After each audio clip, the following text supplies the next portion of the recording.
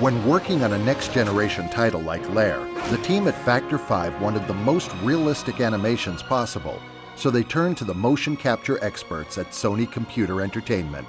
Lair is a photorealistic world, and we want all of the animation and graphics to support that. Everything needs to be believable.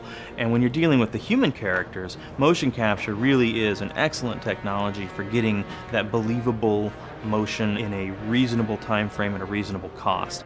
Motion capture is the art of acquiring human motion via technology, and it's all based off of light.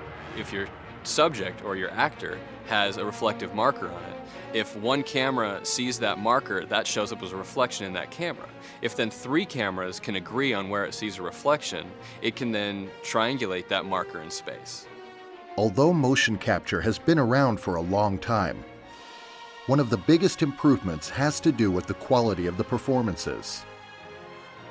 This is my 3rd time doing motion capture. I've actually been doing martial arts since I was 13. I do a lot of action films, so they called me in for this because I have a lot of weapons experience also. The hardest part as an actor doing motion capture is probably the same as most actors when they're dealing with special effects, is you have to use your imagination because a lot of what we're dealing with is not actually there on set with us. Fight sequences are done in a way that is very surreal on set. Nothing really actually happens until it's all put together in the final game. For Lair, the team used motion capture for many of the in-game cinematic scenes. The scene that I was just doing, I was actually riding a dragon. And we're looking for water because I'm parched, I'm wounded, injured. Renkai, the other character who's played by Cindy, is fighting a spider monster. I am playing Renkai, and I'm sort of the oracle. I'm the wise woman who convinces the hero to go and save the village. I've never had to kill for a drink of water before. You're more fortunate than many. After that, we sat down next to a campfire and talked about how he was going to go on to save his people. They murdered their families, destroyed their homes. It's relatively easy to capture a single person doing things, but then when it gets to a crowd scene and you want to have that interacting with motion capture, it's a very complex process, but you get a level of emotional realism due to it, which beforehand and without motion capture is practically impossible to do. You stay here, and then the camera will go to the captain. For the bridge peace talk sequence that we did today, we spent the day before that actually choreographing how we wanted the death sequence to happen. Ely, the director, and I were working on how we'd want to use the striker to kill all 3 characters with the same weapon. The actors jumped in and helped out with some choreographing as well. 1, 2, 3, 4. What are you doing?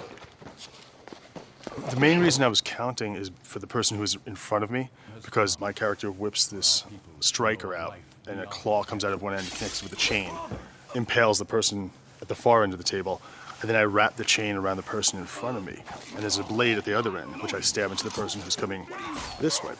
The problem was this person here in front of me had his back to me, so he couldn't really see what I was doing because obviously there was no chain around his neck.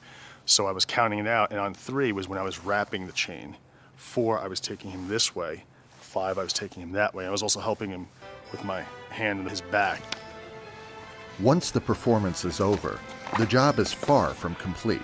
There's quite a bit more that goes into it. Basically, you'll take all of your markers that we acquire, and then you have to do what's called tracking those. Since it is a light-based system, you get what's called occlusion. If you have 2 guys rolling around, that will occlude markers, and then those need to be rebuilt. And then you have to do a retarget, which then puts it back onto the actual asset that will be going into your game.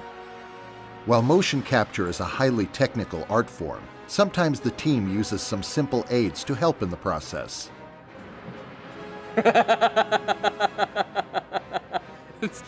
Yeah, there you go. That's what we used. We used a cart with a rolled-up wrestling mat. Super high-tech. Father! This is the diviner's work, Roan. He will destroy us all.